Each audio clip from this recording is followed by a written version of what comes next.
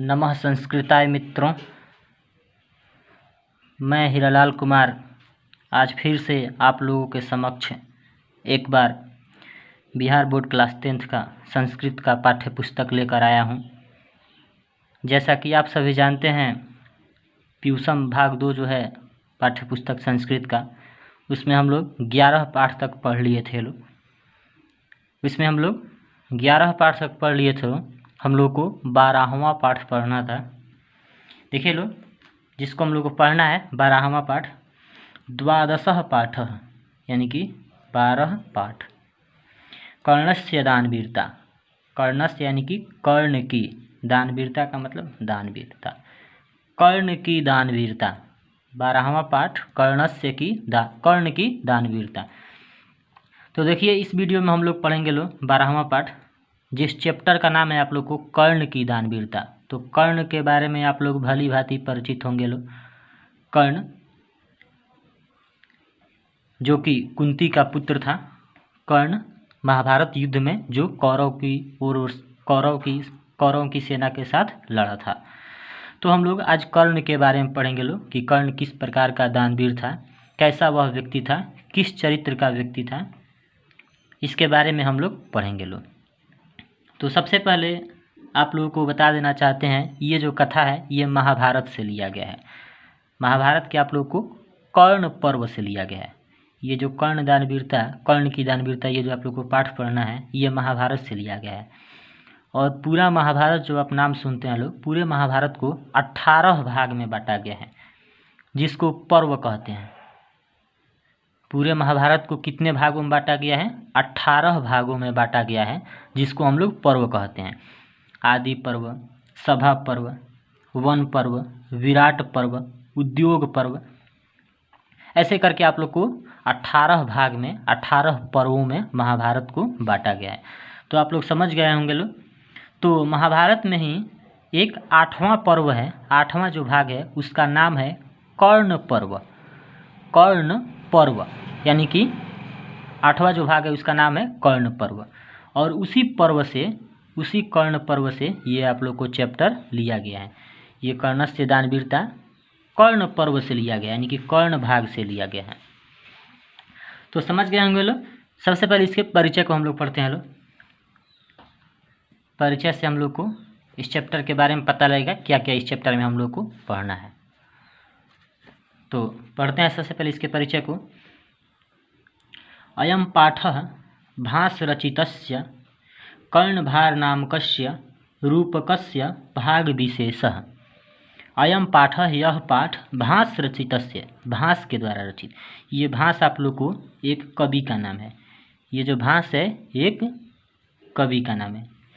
ये जो कर्ण से दानवीरता चैप्टर आप लोग पढ़ रहे हैं इसको भास कवि ने लिखा है, भास नामक कवि ने लिखा है।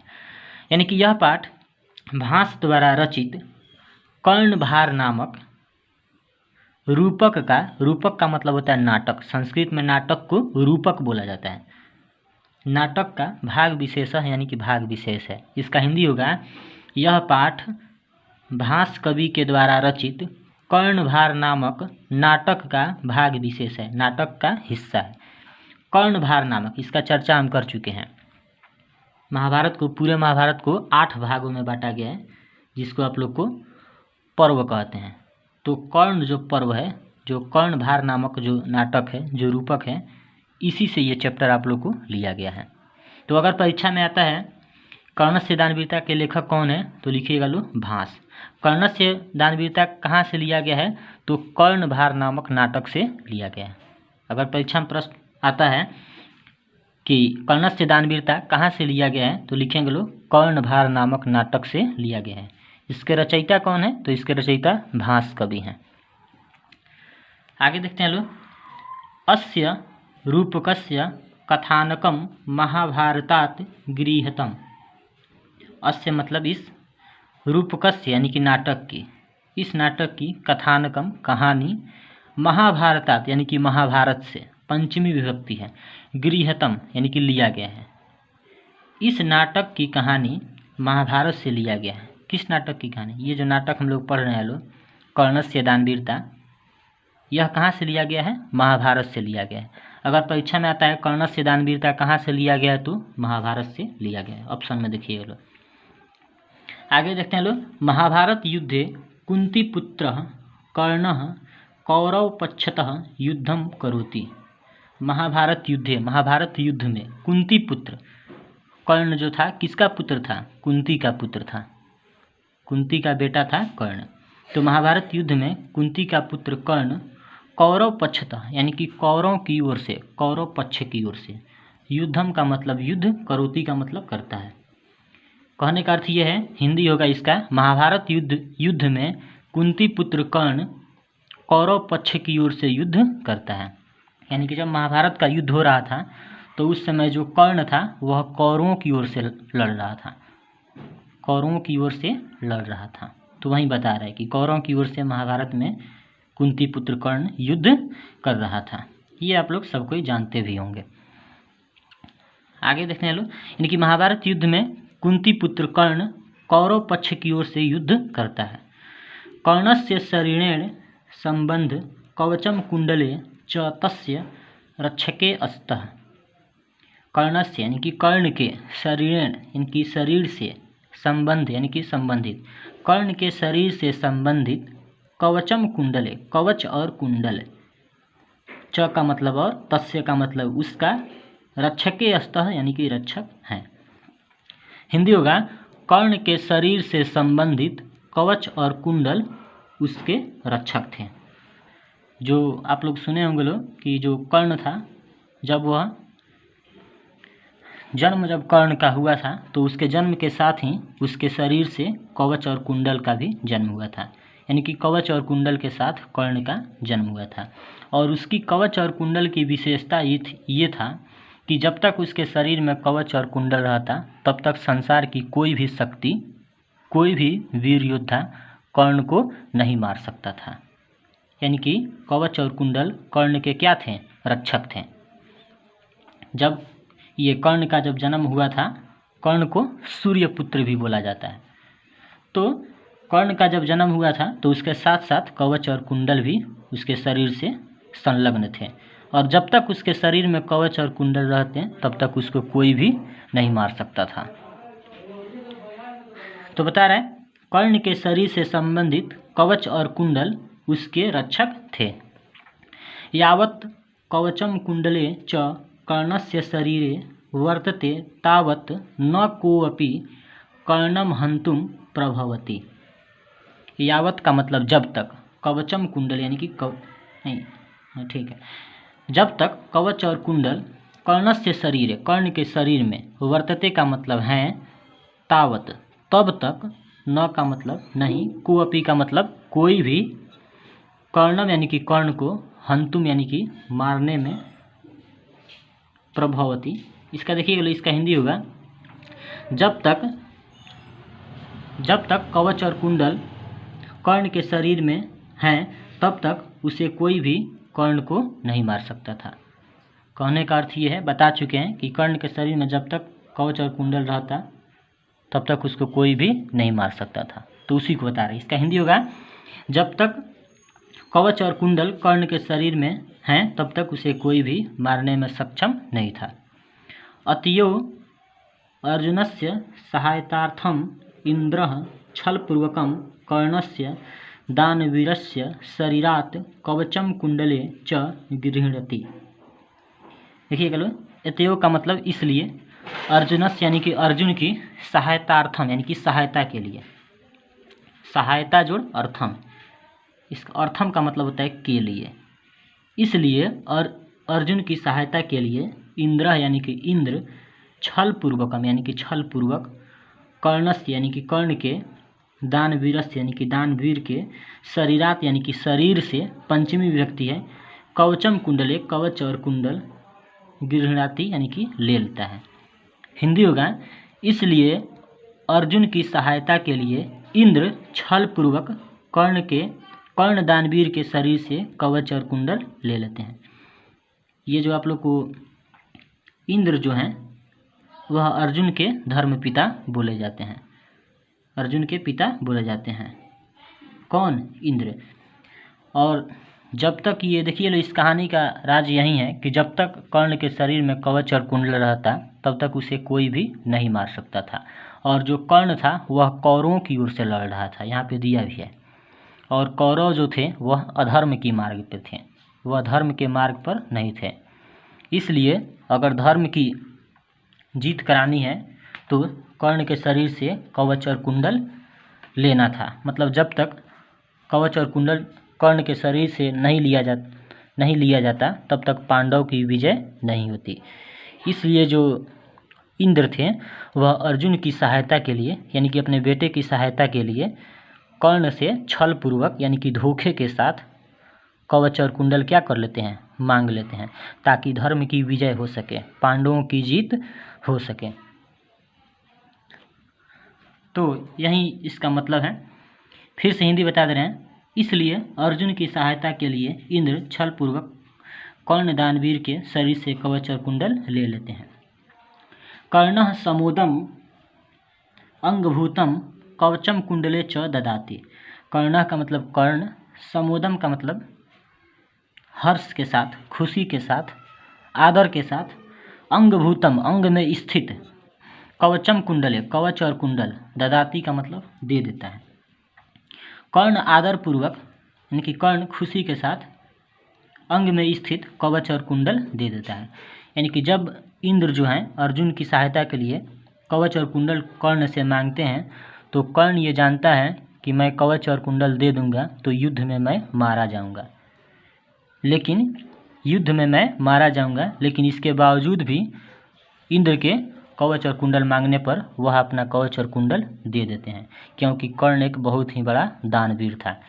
कर्ण से जो भी व्यक्ति किसी भी प्रकार का दान मांगता था, कोई भी व्यक्ति कर्ण से किसी भी प्रकार का अगर दान मांगता था तो कर्ण दान देने में पीछे नहीं हटता था, चाहे वह उसकी प्राण भी कोई क्यों न मांग ले, लेकिन वह प्राण देने में भी थोड़ा पीछे नहीं हटता था। तो यही इसका मतलब होगा, यानी कि कर्ण खुशी के साथ शरीर में स्थित कवच और कुंडल दे देता है। भासस्य त्रयोदश नाटकानि लभन्ते। भासस्य का मतलब भास के, यानी कि ये जो चैप्टर आप लोग पढ़ रहे हैं ये कवि भास के द्वारा लिखा गया है। तो भास के त्रयोदश यानी कि 13 नाटकानि यानी कि नाटक, लभ्यन्ते यानी कि प्राप्त होता है।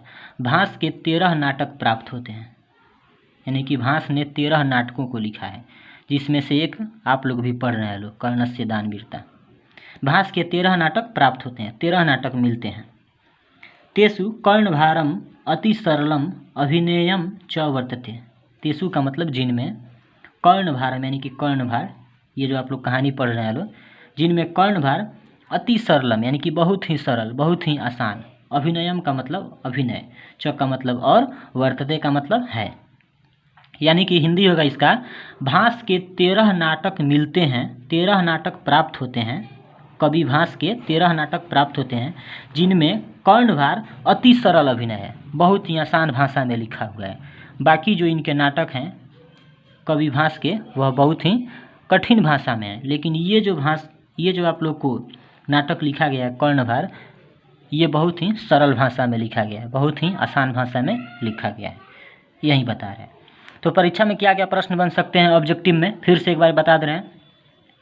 कर्णस्य दानवीरता के लेखक कौन है? कवि भास। कर्णस्य दानवीरता कहाँ से लिया गया है? कर्णभार नामक नाटक का यह भाग विशेष है, कर्णभार से यह लिया गया है। कर्णस्य दानवीरता किस ग्रंथ से लिया गया है? तो महाभारत से लिया गया है। महाभारत युद्ध में कुंती पुत्र कर्ण किनके ओर से युद्ध करता है? कौरवों की ओर से युद्ध करता है। किनके ओर से युद्ध करता है? कौरवों की ओर से युद्ध करता है। कर्ण के शरीर से संबंधित कौन ऐसे चीज हैं जो उसके रक्षक थे? तो कवच और कुंडल। किसकी सहायता के लिए इंद्र जो हैं छल पूर्वक कवच और कुंडल ले लेते हैं? तो अर्जुन की सहायता के लिए। ठीक है, तो इतना भास के कितने नाटक प्राप्त होते हैं? तो भास के 13 नाटक प्राप्त होते हैं। इतना आप लोग को प्रश्न ऐसे बन सकता है। परिचय खत्म हुआ, आगे देखते हैं लोग।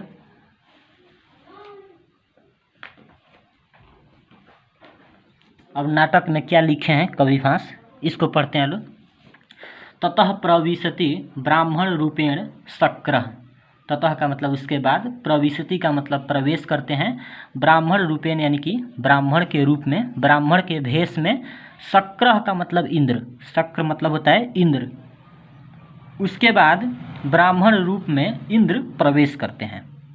इस नाटक में लिखा गया है कि ये जब परिचय बीतता है तो इसके बाद ब्राह्मण के रूप में इंद्र जो हैं प्रवेश करते हैं। शक्रः भो मेघा सूर्यैव निर्वर्त्य गच्छन्तु भवन्तः।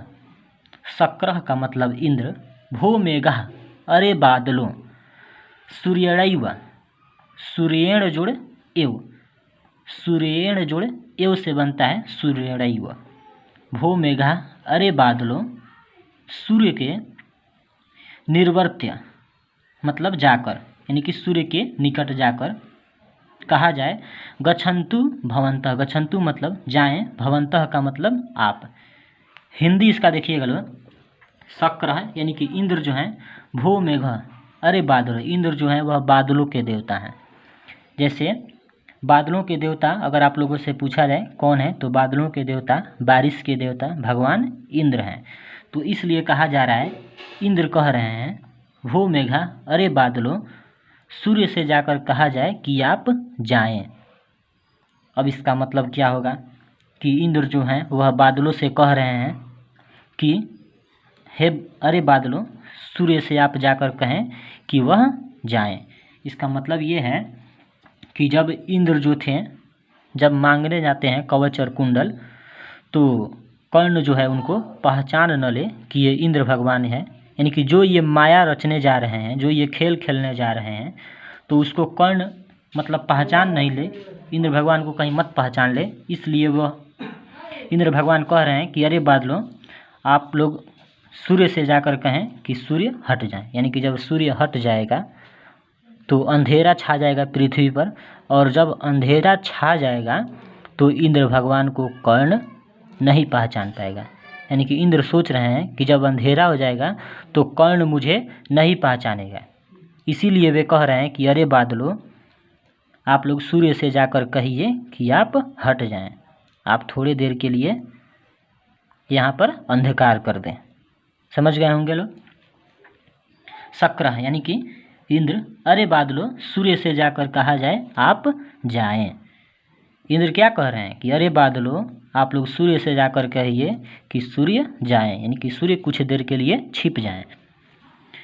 कर्णमुपगम्य, कर्णम जोड़ उपगम्य, दो पद हैं इसमें, कर्णम जोड़ उपगम्य, यानी कि कर्ण के पास जाकर। भो कर्ण है, इंद्र जो है कर्ण के पास जाकर, भो कर्ण अरे कर्ण, महत्राम भिक्षाम याचे, महत्राम का मतलब बहुत बड़ी, भिक्षाम का मतलब भिक्षा, याचे का मतलब मांगता हूँ। कर्णम उपगम्य यानी कि कर्ण के पास जाकर। अब जो इंद्र हैं वह कर्ण के पास जाकर कहते हैं, भो कर्ण अरे कर्ण, बहुत बड़ी भिक्षा मांगता हूँ। इंद्र जो हैं वह कर्ण से क्या कह रहे हैं, इंद्र जो है कर्ण से कह रहे हैं कि हे कर्ण, मैं बहुत बड़ी भिक्षा मांगता हूँ। कर्ण यानी कि कर्ण, दृढ़म प्रीतो अस्मि भगवन, मैं बहुत प्रसन्न हुआ भगवन। कर्ण जो है बोल रहा है, मैं बहुत प्रसन्न हुआ भगवन, यानी कि जब ये इंद्र जो है कर्ण के समीप जाकर कह रहे हैं कि मैं बहुत बड़ी भिक्षा मांगता हूँ, तो जो कर्ण है वह कह रहा है, दृढ़म प्रीतो अस्मि भगवन, मैं बहुत ही प्रसन्न हुआ भगवन। कर्णो भवंतम महमेशम नमस्करोमि, कर्णों का मतलब कर्ण। देखिएगा इसमें तीन पद हैं, भवंतम जोड़ अहम जोड़ एस। भवंतम का मतलब, भवंत का मतलब आप होता है, अहम का मतलब मैं, नमस्करोमि का मतलब नमस्कार करना। नमः जोड़ करोमि से बनता है नमस्करोमि, नमः मतलब नमस्कार और करोमि का मतलब करता हूँ। नमः जोड़ करोमि से बनेगा नमस्करोमि। हिंदी होगा, मैं कर्ण आपको नमस्कार करता हूँ। अहम है यहाँ पे, अहम का मतलब मैं, कर्णों का मतलब कर्ण, भवंत का मतलब आपको, नमस्करोमि का मतलब नमस्कार करता हूँ। यानी कि जब इंद्र कर्ण के समीप जाते हैं और कहते हैं मैं बहुत बड़ी भिक्षा मांगता हूँ, तो कर्ण बोलता है मैं बहुत प्रसन्न हुआ भगवान, मैं कर्ण आपको नमस्कार करता हूँ। आगे देखते हैं लो, ये पेज खत्म हुआ, अगले पेज में चलते हैं लो।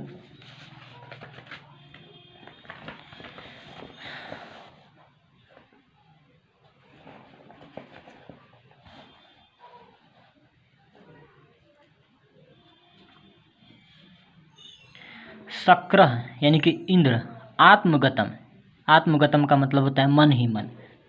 शक्र आत्मगतम किम न खलु मया वक्तव्यम यदि दीर्घायुर्भवेति वक्षये दीर्घायुर्भविष्यति। कहने का अर्थ यह है कि जब कर्ण प्रणाम करता है, जब कर्ण नमस्कार करता है इंद्र भगवान को, तो जो उसके बाद जो शक्र हैं, जो इंद्र हैं, आत्मगतम मन ही मन सोचते हैं, किम न खलु मया वक्तव्यम, क्यों न मेरे द्वारा निश्चय ही बोला जाना चाहिए। मया का मतलब मेरे द्वारा, वक्तव्यम का मतलब बोला जाना चाहिए, यानी कि बोलना चाहिए। खलु का मतलब निश्चय है, किम का मतलब क्यों। इसका मतलब होगा जब कर्ण उनको प्रणाम करता है, तो प्रणाम करने के बाद कोई भी व्यक्ति क्या करता है, आशीर्वाद देता है।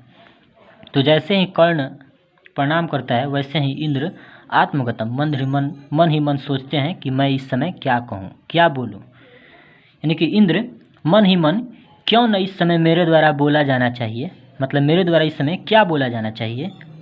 यदि दीर्घायु भवेति वक्षय, वक्षय का मतलब कहूँगा, यदि दीर्घायु हो कहूँगा, दीर्घायु भविष्यति तो दीर्घायु होगा, यानी कि लंबे उम्र का होगा।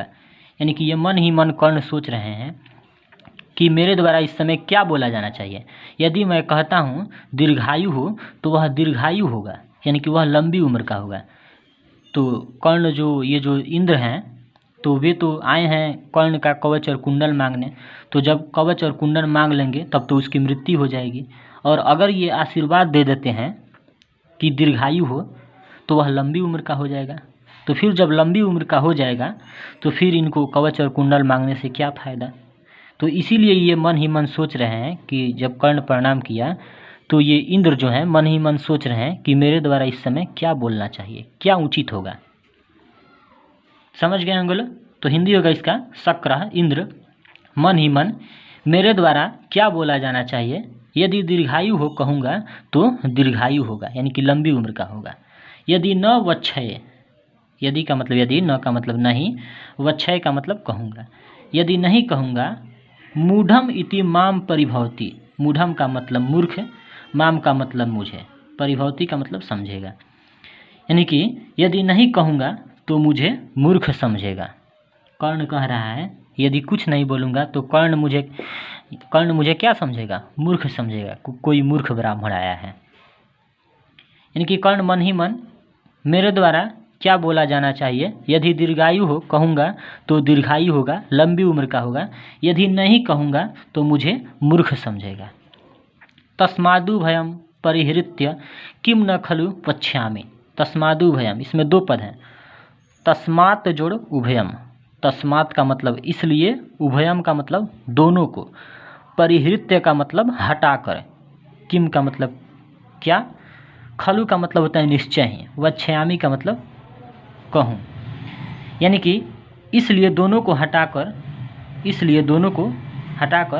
क्यों न मेरे द्वारा बोला जाना चाहिए। भवतु दृष्टम, भवतु का मतलब आप, दृष्टम का मतलब देखें, आप देखें।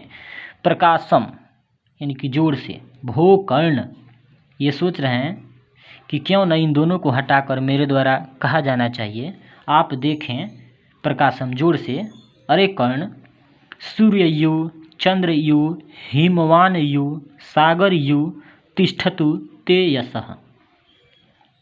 सूर्ययु का मतलब सूर्य के जैसा, चंद्रयु का मतलब चंद्रमा के जैसा, हिमवानयु का मतलब हिमालय के जैसा, सागरयु का मतलब यानी कि सागर के जैसा, तिष्ठतु ते यशः यानी कि तिष्ठतु का मतलब रहे, ते का मतलब आपका, यशः का मतलब यश, कीर्ति, गौरव। यानी कि ये कह रहे हैं, यानी कि भो कर्ण, अरे कर्ण, सूर्य के जैसा, चंद्रमा के जैसा, हिमालय के जैसा, सागर के जैसा आपका यश विद्यमान हो, आपका यश मौजूद हो, आपका गौरव मजबूत हो। यानी कि आप लोग समझ गए होंगे लोग कि जब प्रणाम करते हैं कर्ण तो इंद्र सोचते हैं कि मेरे द्वारा इस समय क्या बोला जाना चाहिए। यदि लंबी उम्र का बोलता हूँ तो लंबी उम्र कहेगा, लंबी उम्र का हो जाएगा। यदि ऐसा नहीं कहता हूँ तो मुझे वह मूर्ख समझेगा।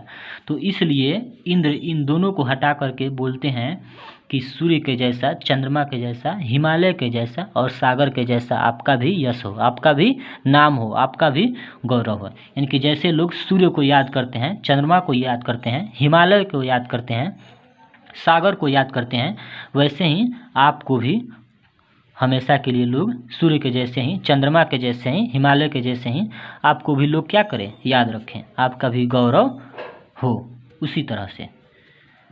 तो समझ गए होंगे लोग।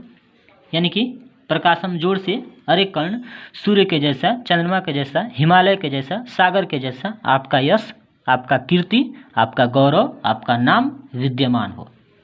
कर्ण, अब कर्ण बोल रहा है, भगवन किम न वक्तव्यम दीर्घायुर्भवेति अथवा एतद्देव शोभनम। अब कर्ण बोल रहा है भगवान, कर्ण भी बहुत बुद्धिमान था। कर्ण बोलता है भगवान, किम न वक्तव्यम दीर्घायु भवेति, क्या आप नहीं बोल सकते थे कि दीर्घायु हो, लंबी उम्र का हो। कर्ण भी होशियार था, बुद्धिमान था।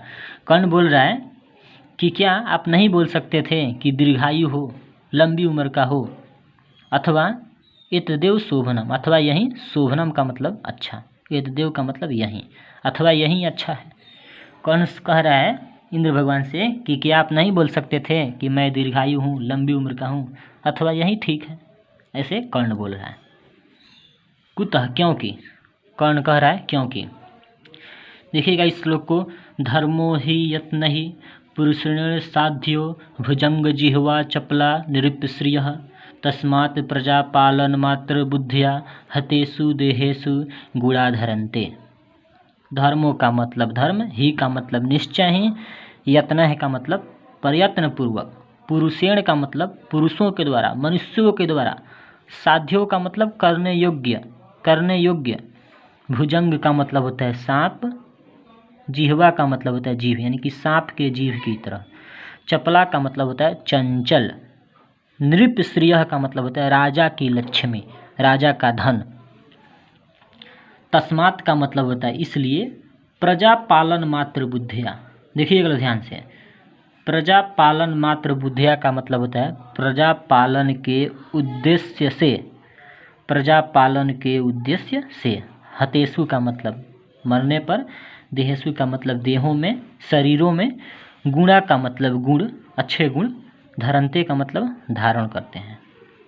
इस श्लोक का अर्थ आप लोग देखिएगा ध्यान से, अर्थ को समझिएगा लोग। पुरुषेण यानी कि पुरुषों के द्वारा निश्चय ही धर्म की रक्षा करनी चाहिए। मानवों के द्वारा, पुरुषों के द्वारा, मनुष्यों के द्वारा निश्चय ही धर्म की रक्षा करनी चाहिए, क्योंकि जो राजा की लक्ष्मी होती है वह सांप की जिह्वा की तरह चंचल होती है। कहने का अर्थ यह है कि जैसे सांप का जो जीभ होता है कभी भी स्थिर नहीं रहता है। आप लोग देखिएगा लोग, कभी भी सांप का जीभ ऐसे ऐसे ऐसे करते रहता है, वह कभी भी स्थिर नहीं रहता है, हमेशा चंचल रहता है। उसी प्रकार राजा की लक्ष्मी भी क्या होती है, चंचल होती है। यानी कि राजा को जो लक्ष्मी होती है, जो राजा का धन होता है, वह कभी आता है तो कभी जाता है। वैसे किसी भी व्यक्ति के पास धन हमेशा नहीं रहता है, धन आते जाते रहता है। तो वहीं बोल रहा है पुरुषों के द्वारा, मनुष्यों के द्वारा निश्चय ही धर्म की रक्षा करनी चाहिए, क्योंकि राजा की जो लक्ष्मी होती है वह सांप के जीभ की तरह चंचल होती है। इसीलिए, तस्मात् का मतलब होता है इसीलिए प्रजा पालन के उद्देश्य से राजा मर कर भी, हतेषु का मतलब मर कर भी, देहसु का मतलब देह में, शरीर में, गुणाधरन्ते यानी कि अच्छे गुणों को धारण करते हैं। अब इसका अर्थ समझिएगा लोग। इसका अर्थ होगा कि मनुष्यों के द्वारा निश्चय ही धर्म की रक्षा करनी चाहिए, क्योंकि जो राजा की जो लक्ष्मी होती है वह सांप के जिह्वा की तरह चंचल होती है। इसीलिए जो राजा होते हैं वह प्रजा पालन के उद्देश्य से मर कर भी देह में, शरीर में अच्छे गुण को धारण करते हैं। यानी कि राजा का जो जन्म होता है वह प्रजा के लिए ही होता है। साधारण सी अब भाषा में आप लोग समझिए कि जो राजा का जो धन होता है, जो राजा का जो मतलब जो राजा जो होते हैं उनका जन्म अपने लिए, अपने परिवार के लिए नहीं होता है। राजा का जन्म प्रजा के लिए होता है। वह प्रजा के हित के लिए ही, प्रजा के भलाई के लिए ही कार्य करता है अच्छे राजा। इसीलिए तो हम लोग हमेशा अच्छे राजा का नाम लेते हैं। जैसे राजा दशरथ हो गए, राजा हरिश्चंद्र हो गए, राजा रामचंद्र हो गए। इनको लोग क्यों याद करते हैं? इनको लोग इसलिए याद करते हैं क्योंकि ये लोगों की भलाई के लिए, ये प्रजा के भलाई के लिए अपने शरीर को त्याग देते हैं। शरीर को त्याग कर भी उनकी भलाई की कामना करते हैं, उनकी भलाई की इच्छा करते हैं। ठीक है, तो इसीलिए जो अच्छे राजा होते हैं वह मर कर भी शरीर में अच्छे गुण धारण करते हैं, यानी कि प्रजा का देखभाल, उनकी भलाई ही हमेशा करते हैं। तो इस श्लोक का अर्थ एक बार फिर से बता दे रहे हैं। यहीं पे वीडियो को अंत करेंगे, जो बच रहा है उसको हम लोग अगले वीडियो में देखेंगे लोग। तो इसका हिंदी एक बार फिर से हम बता रहे हैं। पुरुषों के द्वारा, पुरुषों के द्वारा, मनुष्यों के द्वारा निश्चय ही धर्म की रक्षा करनी चाहिए, क्योंकि राजा की लक्ष्मी सांप के जिह्वा की तरह चंचल होती है। इसीलिए राजा जो होते हैं वह प्रजा पालन के उद्देश्य से मरकर भी शरीर में अच्छे गुणों को धारण करते हैं। ठीक है, तो वीडियो को यहीं पे अंत करते हैं। जो बच रहा है उसको हम लोग अगले वीडियो में देखेंगे लोग। आप लोग इस वीडियो को ध्यान से पढ़िएगा लोग।